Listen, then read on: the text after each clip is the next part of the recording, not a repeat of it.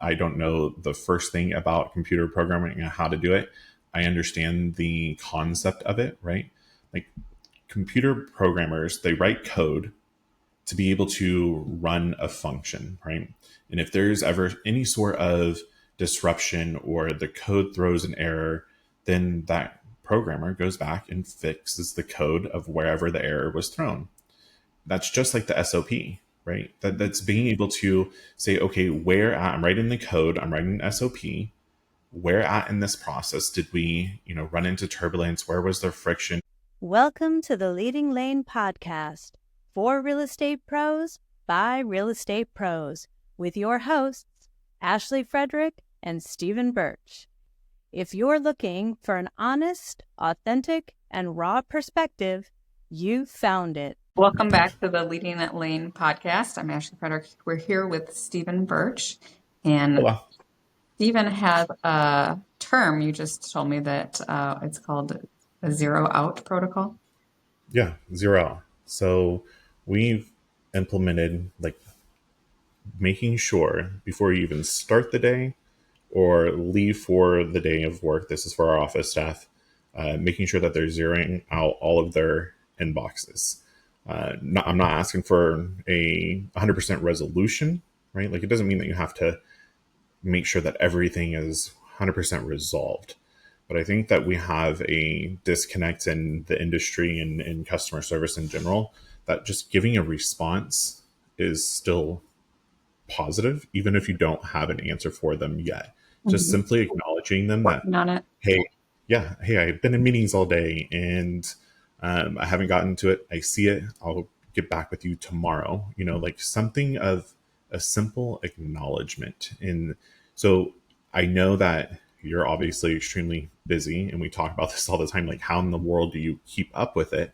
And I know that sometimes it feels overwhelming, but what we do is a cadence, right? Like a rhythm, getting people into our team into the same rhythm of, on the 15th, this is what we do. On the 18th, this is what we do.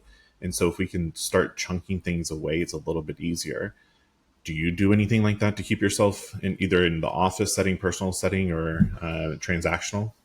Yeah, so I think you are pretty particular about no long email list. So I used to have, 1,000 unread emails. And on one of my airplane rides, I was like, I am going to zero out this email. And I've kept up with it. So that's been one thing for me. I think it's not only like the zeroing out, but it's the, delegating part of it. So you're, do nothing with it, delegate it, do it right away, right? I think that's been important. I think we might have talked about it last time, but I am using that Fixer AI. Yeah, I really like that. Yeah, almost auto responds, and I just change some verbiages or whatnot. So that's helped me in the fact of a lot of times I would read the email, I'm going to come back to it later, and then I forgot. Where that has already drafted a response to me. And I'll be honest, seeing a draft in my inbox, I don't know why, but it puts me off of on a curveball. I can't see the draft part. So when I see that, I'm trying to zero out the draft, which the AI created. So that has probably helped me be a little bit more accountable for those emails, but it's the same thing. So I try to zero out in the morning and at night. So I want my email box to be zero when I start the day. And then by 7 o'clock, I'm trying to zero it out. I think where I have done well in the past, but I've been struggling lately is I need to do the same thing with text messages. And it's not so much it's the zeroing out, but it's more or less just going back to the last 24 hours. So, people have to remember that sometimes those text messages come through while you're driving. So I saw it or it came through on the phone when you're in a meeting, etc. And I have all intentions of getting back to it. And then another phone call comes in and another phone call comes in. I do on my Android. There will be if it's gone 2 days, it bumps it back up. I don't know if that's the same on iPhones, but it'll say 2 days ago, do you want to resend? So that's been helpful. I sent a potential seller a text 2 days ago, which is strange. They didn't get back to me. So it got me alert this morning. They didn't write back. I wish it would give me an alert that I didn't write back to someone. So it's just when someone doesn't respond to mine, it gives that alert. I'm Mhm. gonna have to maybe talk to Android and see if they can figure out one that if I haven't responded for 24 hours. Right. But I've also, excuse me, prepped some of my clients as well. Like, if you haven't heard from me in 24 hours, please send me another message because either it got Right. missed or I in my brain and out. So I think that there's that part of it too, is the communication part of making sure, like, I think someone sent me one on the 4th and I was just not really online on the 4th. And then Mhm. she messaged me like the day after and I was like, thank God you sent me a message because I completely forgot. But I think there has to be some grace with it too. But if my thought is if you just spend 5 minutes in the morning, look back through your text messages, just go back to the day before and see if there are any that you missed. Then the best part too is, right, you can schedule. So you can, maybe you decide to look at it at 5 o'clock in the morning and you can schedule them all for 8 so that you got back to people. But I think that is just a way to not feel so overwhelmed, because I think when people see, 35 emails, you start to just almost turn off, or 35 missed calls, or you know what I mean? That, like, it's just a daunting task that I think people then try to avoid. Yeah. And I think that's with anything, not just emails, like any task in general. It's finding what works for you, what systems or tech or whatever it's going to be. But I think that the difficult part is really when you have a team that you're all working together for the same common goal.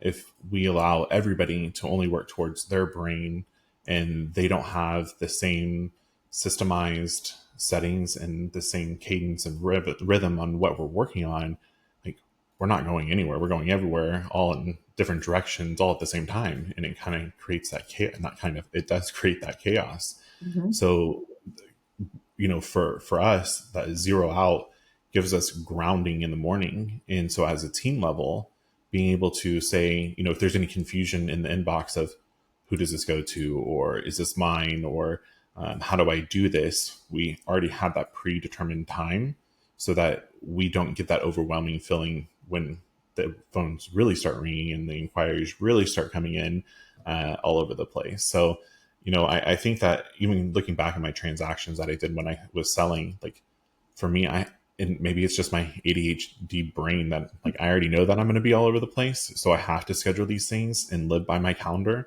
And I think one of my favorite phrases is like, consult my calendar. I have to make sure that I consult my calendar for freaking everything. So, Mondays were when I followed up with all my sellers and providing them the feedback over the showings over the weekend or the open house, right? On Wednesdays, I'm doing a check-in with all of my files to see what I need, and I'm working on it. And on Fridays, I'm actually talking to the other agents to see what I need from them. So then the next week, when I start this over again, I'm making sure that I'm on top of my stuff. I dropped so many different things when I sold because I didn't have a system. I forgot about the termite or the home inspection or the whatever it is, right? So I had to be disciplined and schedule my future self, tell me what to do. And then that morning when I opened up my computer, oh, cool, this is what I have to do. I didn't have to think about it. And I wouldn't allow myself for those excuses. So tricking myself on how to be able to work.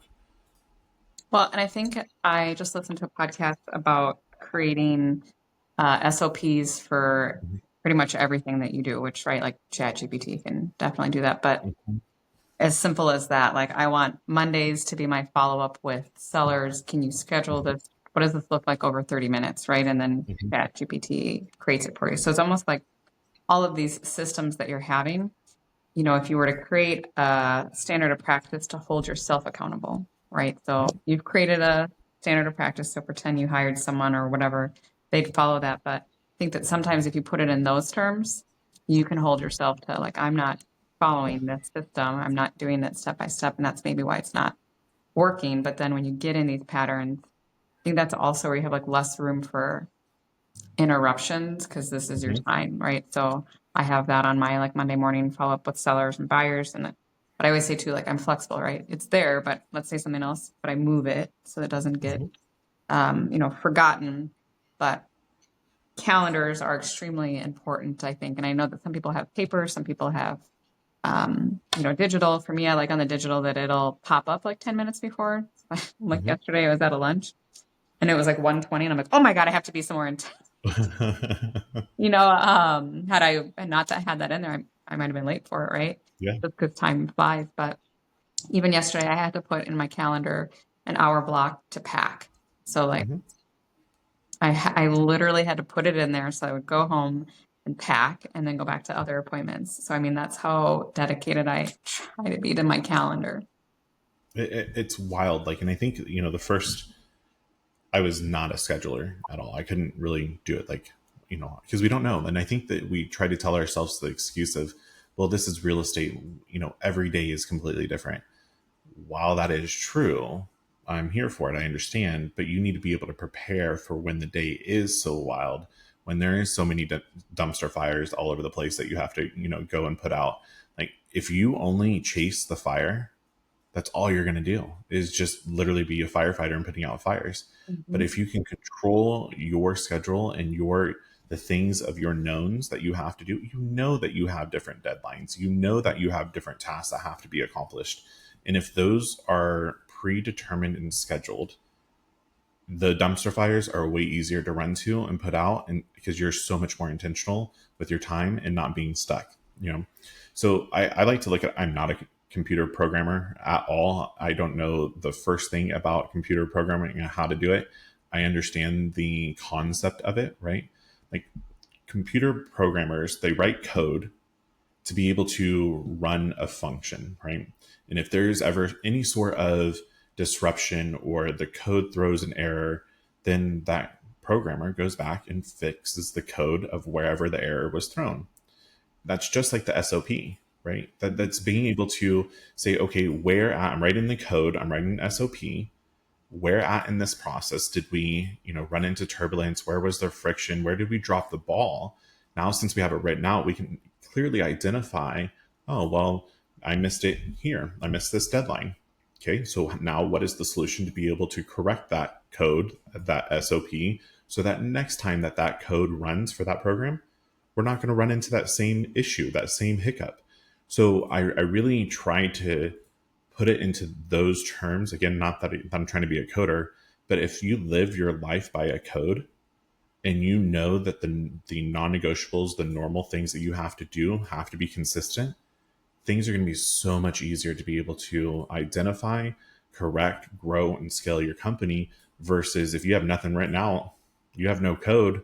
Well, no shit, nothing is working for you because there's no standard of practice. Mm-hmm. Yeah, I think it goes back to systems, right? And so like we have certain things here that staff meets on a Thursday to prep for the next week, right? And these are like non-negotiables. So if something happens that day, they have to either move it to the afternoon, they have to move to Friday morning, but those are meetings that are required to keep the ball rolling. And I think a lot of times it's easy to, we don't have to meet this week, or we can meet next time or whatnot. And then I think every time you miss, it gets that much farther like out of control, and then it's harder to come back. So I think it's holding true to your calendar. And like for me, one thing is like our office meeting. Mm-hmm. And I get that every now and then things come up, but it is an expectation to be here. So when someone says they scheduled a showing during our 45-minute meeting, it's like a no-go for me, because that should be like an actual appointment. Like that office meeting should be just as important as the showing you're going to. So, Correct. pretend you had another showing. You would tell your client, I'm not available at 9, but I'm available at 10. So we, worked on that, and a very well attended meeting. But I think that that's what you have to remember too, is we can't bend on every request that comes through. You have to hold tight to your calendar, because otherwise that's when other people are managing your calendar and your time and you're not. Correct. And I think that's the big thing there too. And, as a leader, when I hear that, and when, people say, oh, I had, the showing versus the meeting. So that tells me that you're putting me down as a priority.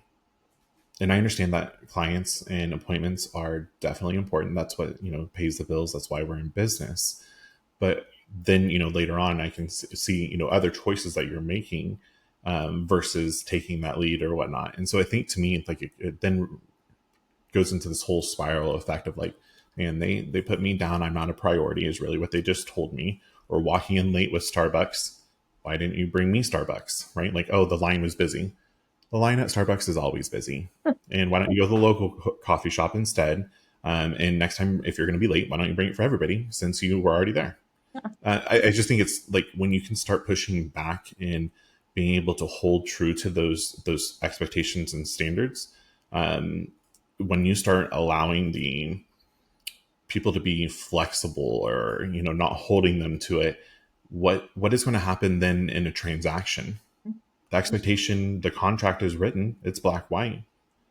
And so since you allowed that flexibility and you're not holding them accountable, it only makes me think what's going to happen in the transaction now, because they're used to getting away and bending the rules or finding the loophole of how to be able to take and give them an inch and take a mile. I just don't feel that, like, it's a non-negotiable. Your calendar is non-negotiable. The expectations are non-negotiable, and life happens. I get it, but that's where it goes back to the communication aspect of things. I think people are just so afraid to give on their calendar, and that's taken me a long time too. But I have found that like when you give too much, like that's when you have burnout. That's when you make mistakes, and as tough it is, sometimes you just have to tell someone like, unfortunately, I'm not available. I'm really sorry, but also like we work in a tight knit group that if someone is adamant, I will just say like, I'll try to find you another agent. But, like for me, it's golf. Like we golf on Wednesday nights. It's my one thing. And sometimes I'll get somebody that wants to join that evening and I'm not willing to give. It was in my calendar. It's in my head. It's another appointment. And if that's the situation, we look for another time or we find someone else to help you. And I think just being able to know your own worth, to not just keep on giving in to people, is the other part of it. Yeah. And let's be real. The person on the other side does not know what type of appointment it is. They don't need to know. No, like it's already in your calendar. I already have something on my calendar. You're not lying. I already have something that is another engagement. Like it is what it is. And we try to appease so much. And I think that that's what happens a lot of times, is that we think that we're trying to help and we're doing well by providing great service because we can drop the everything that we're doing to run and go and show or go and do this appointment or whatever the case may be. But in reality, what we did is we just made whatever task at hand, just like the meeting, not a priority, and it's going to get dropped.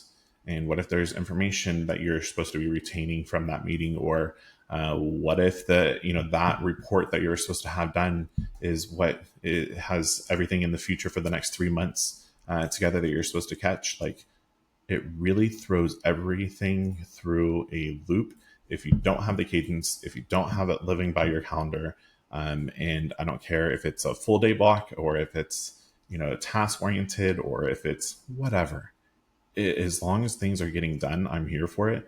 But the more and more people that you involve into the transaction or into the task and to the whatever, more people into your team, the more chaos, confusion, friction, inconsistencies you're going to have. It's just, that's part of the formula. Well, and I think the other thing that I like to encourage people to do is I think we think that something's going to take a long time, like this is going to take a long time. And, I've said it before, but like this is where the timer method comes in, for me. So I had someone that said that they were really struggling with social media. And I was like, literally 5 minutes, just 5 minutes in the morning, do your happy birthdays, acknowledge some other people. If you want to post something, it's a 5 minutes, you're done. And the same thing is like for me, I'm psychotic about my kitchen island. Like I can't leave the house with it full.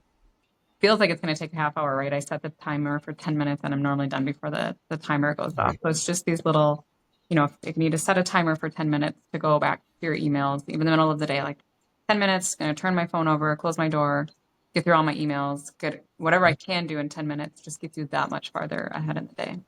Yeah. Atomic Habit is a great book to read, right? It talks about the, in the compound effect, being able to marry these things with other habits that you already are doing.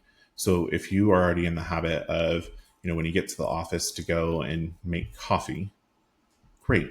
Either put zeroing out your email before coffee, and then you can reward yourself with coffee, or right after, because you're already getting up, and make it the first thing that when you sit down with your cup of coffee is to go through and zero that out. There's little tricks and ways to be able to help yourself develop these positive habits and continuing them all the way through. But yeah, it's wild how some people just go with the flow. I used to be one of those people all the time. And I also know that that's why, like when we go on vacation, right? I want to do nothing. I want to plan nothing at all, because every day, everything that I do is always about the consistency and the checklist and the calendar and scheduling. So I need those times to not do anything either. But I could not imagine doing that anymore. I wouldn't. I would have no hair and all gray beard completely. Look like freaking bald Santa. Yeah. Couldn't do it. I mean, it comes So after time, right? I think that that's like a new, like you're so excited, but that's just so much quicker to a burnout is when you're just kind of flailing, if you will. So working on structure, working on the zeroing out, giving yourself some time, making timers, using, the apps that are available for you for your calendar and to-do lists, Asana, those types of things, like make those systems work for you. correct. And stop trying to, my phrase that I've been saying the last month or so is stop taking a square and trying to fit it in a circle. Yeah. Like if it's not working, it's okay. That's fine. Move on. But let's stop banging our head against the wall trying to make it work. Let's find something better or that will actually fit and work for everybody. But also don't be a new shiny object and never truly implement anything. And now you have all these app subscriptions and nothing's working for you. You're working on all the apps. So yeah, get your shit together. You got this. I'm talking to myself. Yeah, right? sure. Yep. Cool. Well, great combo as always. If you have a topic or you would like to be a guest, please reach out to us. We would love to have you. And I hope to have you next time. If you've enjoyed today's episode, please like, subscribe, and share with others. Stay connected for more genuine insights and strategies to boost your real estate career on Facebook or check out our website. We'll see you next time.